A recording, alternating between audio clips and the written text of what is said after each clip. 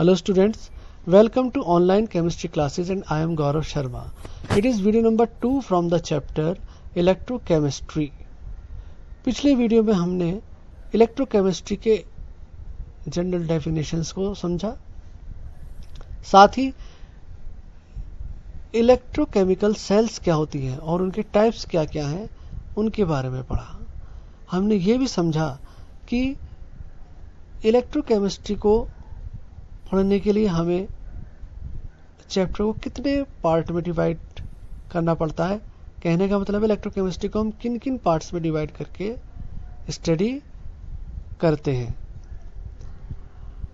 इस वीडियो में हम पढ़ेंगे इलेक्ट्रोलाइटिक सेल के बारे में, इलेक्ट्रोलिसिस के बारे में, इलेक्ट्रोड्स क्या होते हैं और इलेक्ट्रोलिसिस के प्रोसेस में जो प्रोडक्ट मिलेगा वो प्रोडक्ट क्या हो सकते हैं, उनकी नेचर क्या हो सकती है। स्टूडेंट्स, जैसा कि आप स्क्रीन पर देख सकते हैं, इस वीडियो का हमारा टॉपिक है इलेक्ट्रोलाइटिक सेल एंड इलेक्ट्रोलिसिस।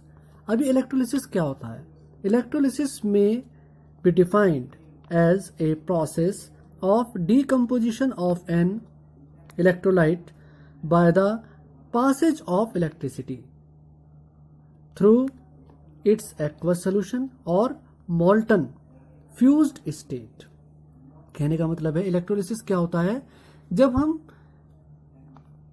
किसी इलेक्ट्रोलाइट में इलेक्ट्रिसिटी पास करते हैं तो उसका डीकम्पोजिशन हो जाता है। इस प्रोसेस को हम इलेक्ट्रोलिसिस कहते हैं, लेकिन शर्त यह है कि वो इलेक्ट्रोलाइट या तो मॉल्टन स्टेट में हो, फ्यूज स्टेट में हो। मॉल्टन या फ्यूज स्टेट का मतलब है पिघली हुई अवस्था में हो, या फिर उसका एक्वस सोल्यूशन प्रेजेंट हो।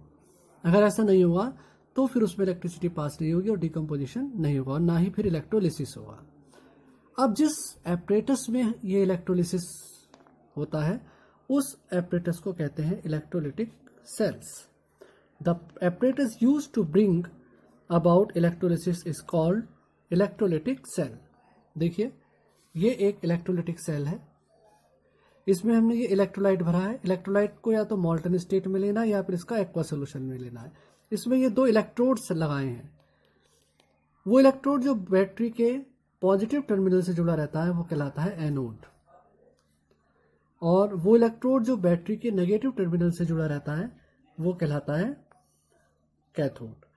तो जैसे ही हम बैटरी की हेल्प से करंट पास करते हैं तो इलेक्ट्रोलाइटिक सेल में उपस्थित ये इलेक्ट्रोलाइट सोल्यूशन अपने कटायन और अनायन में टूट जाता है। देखिए, आपको पता है कि जो इलेक्ट्रोलाइट होते हैं वो कटायन और अनायन से मिलकर बनाते हैं। तो जैसे ही इलेक्ट्रिसिटी पास करते हैं ये इलेक्ट्रोलाइट अपने कटायन और अनायन में टूट जाता है। ये कटायन मूव करते हैं नेगेटिव इलेक्ट्रोड की तरफ। नेगेटिव इलेक्ट्रोड मतलब कैथोड। क्योंकि ये नेगेटिव इलेक्ट्रोड कटायन को अट्रैक्ट करता है, इसीलिए इसका नाम कैथोड रहा है।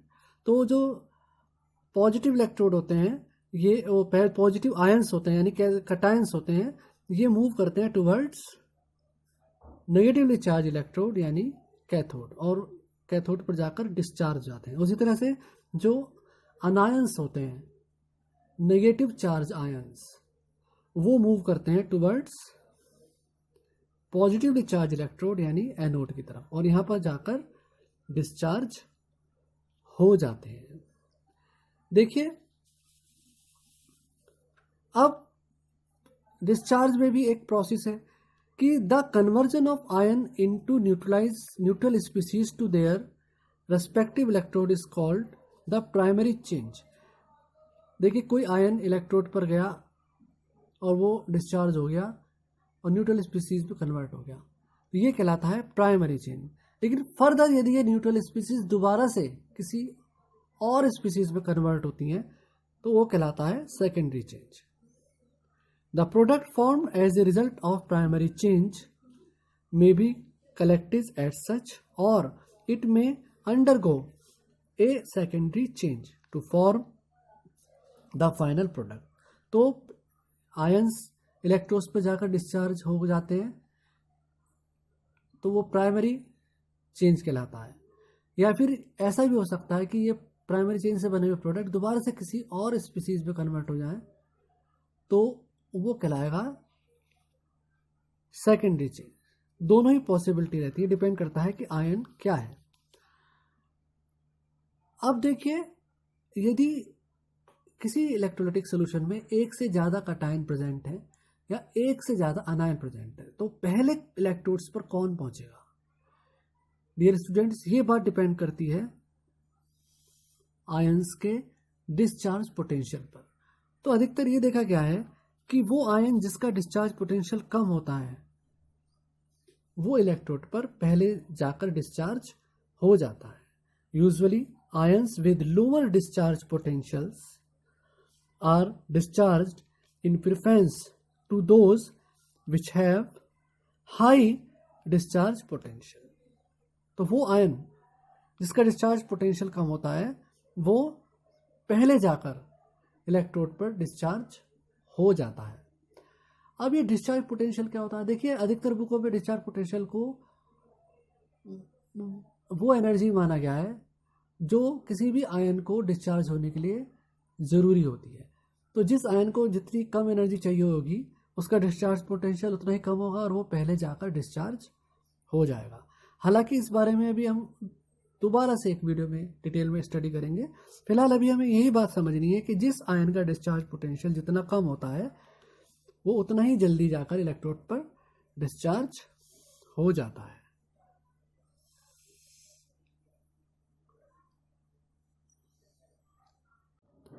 स्टूडेंट्स, अब हम कुछ इलेक्ट्रोलाइट्स का इलेक्ट्रोलिसिस समझेंगे।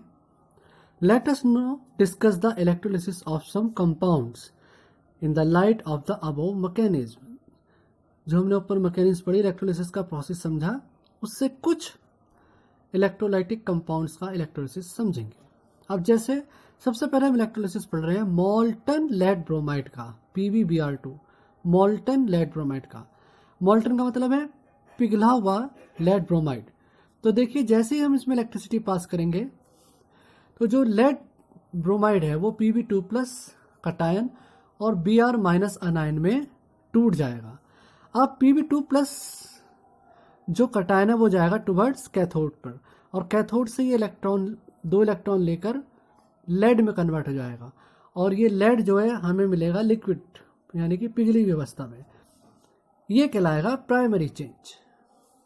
और जो ब्रोमाइड अनायन होंगे वो जाएंगे toward positively charge electrode anode पर और वहां पर ये इलेक्ट्रॉन को लूज कर न्यूट्रल ब्रोमीन एटम में कन्वर्ट हो जाएंगे। तो यहाँ पर ये प्राइमरी चेंज हुआ। लेकिन क्योंकि neutral bromine atom, individual neutral bromine atom जो कभी एग्जिस्ट नहीं करता, इसलिए इस तरह के 2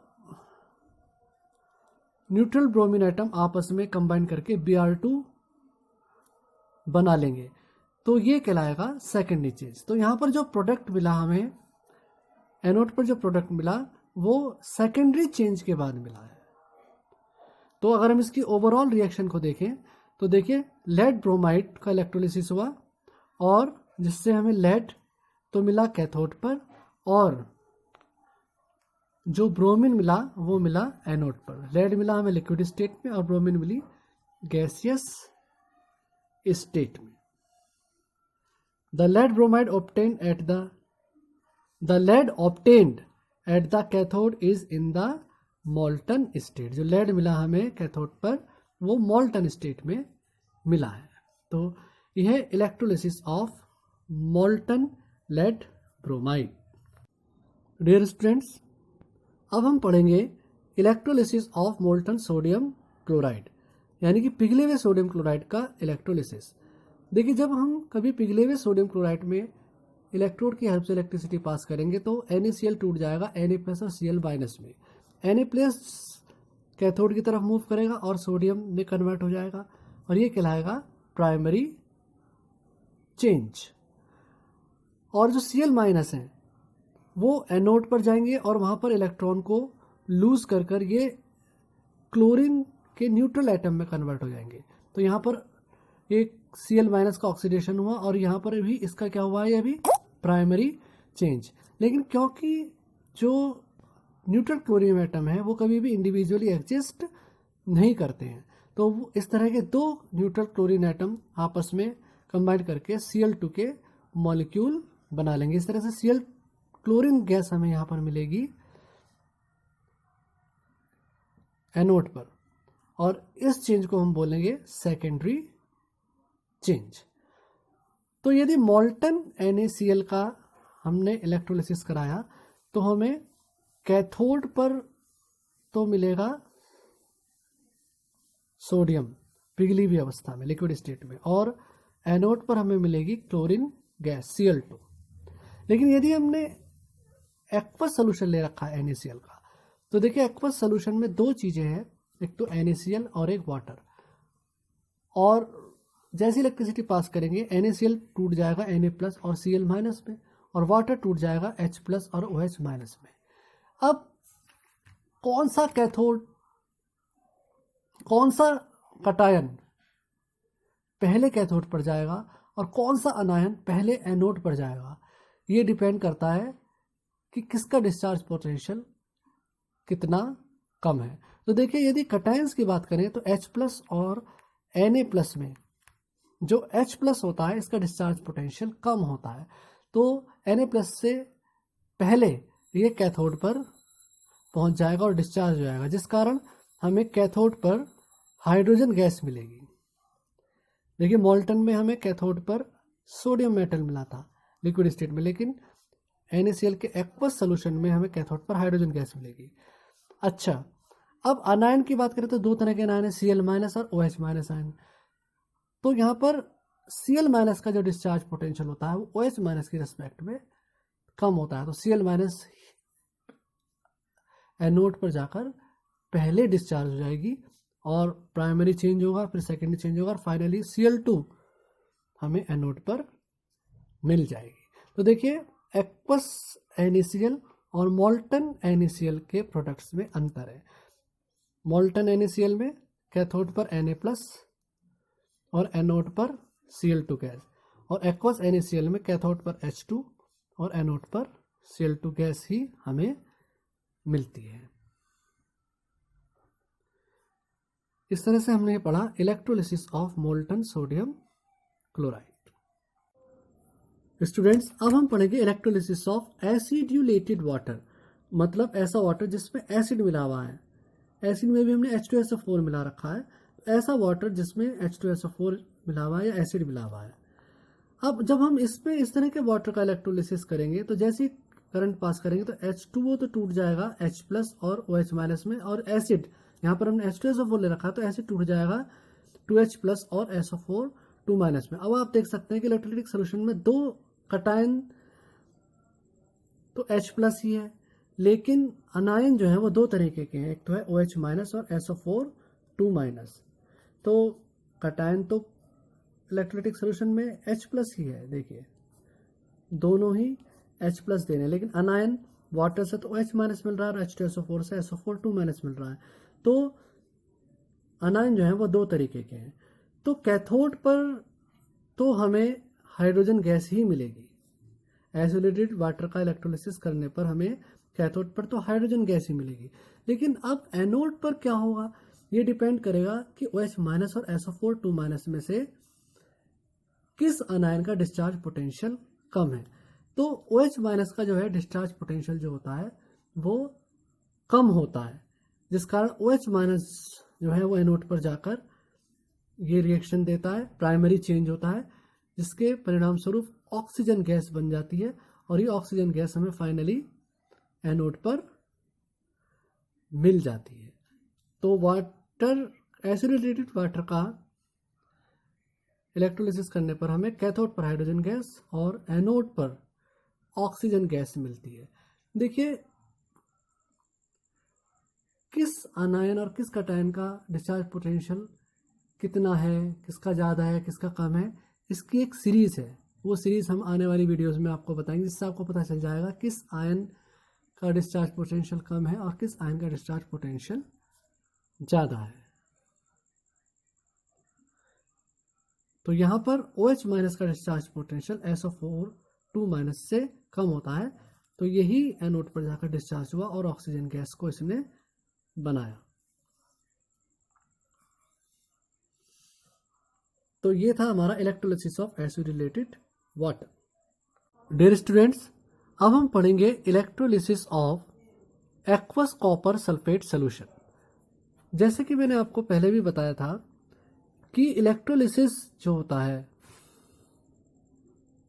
स्टूडेंट्स अब हम पढ़ेंगे electrolysis of aqueous copper sulphate solution. Students, electrodes में मिलने वाला प्रोडक्ट आयंस की नेचर पर डिपेंड करता है। अगर एक से ज़्यादा आयंस हैं तो इस बात पर डिपेंड करेगा कि किस आयन का डिस्चार्ज पोटेंशियल कितना कम है। दूसरा जो फैक्टर है वो है इलेक्ट्रोड्स की नेचर। अगर इलेक्ट्रोड्स की नेचर बदल जाए या तो भी उन पर मिलने वाले प्रोडक्ट की टाइप्स में परिवर्तन आ जाता है। जैसे यदि कॉपर सल्फेट का एक्वस सोल्यूशन लिया हमने और इलेक्ट्रोलिसिस कराया प्लेटिनम के इलेक्ट्रोड को यूज करते हुए, तो देखिए इलेक्ट्रोलिसिस करेंगे तो कॉपर सल्फेट टूटेगा Cu+ और SO4 2- में, और वाटर टूटेगा H+ और OH- में। तो 2 कटायंस हैं और 2 ही इसमें अनायंस हैं। अब इन दोनों ही कटायंस में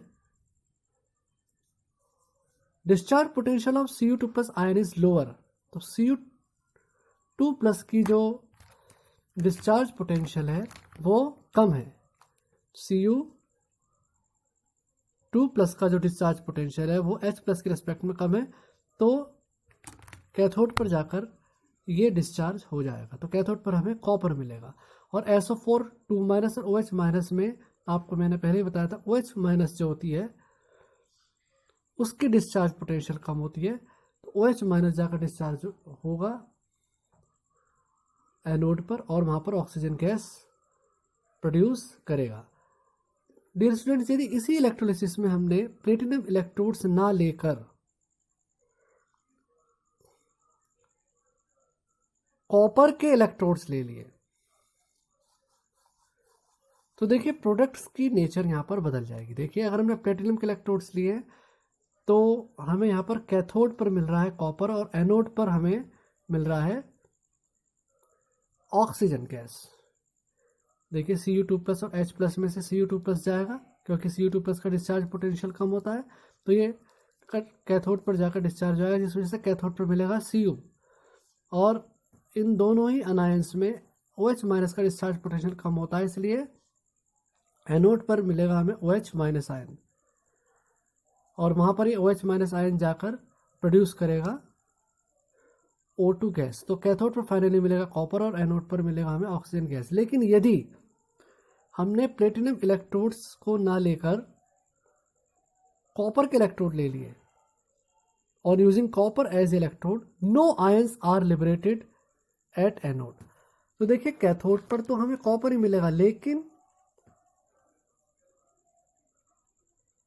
एनोड पर हमें कोई आयंस नहीं मिलेगा, बल्कि anode itself undergo oxidation loses electron. बल्कि एनोड जो है वो खुद कॉपर का जो एनोड है वो इलेक्ट्रॉन को लूज कर कॉपर आयन में कन्वर्ट हो जाएगा और धीरे धीरे वो उसका साइज जो है वो घटता चला जाएगा।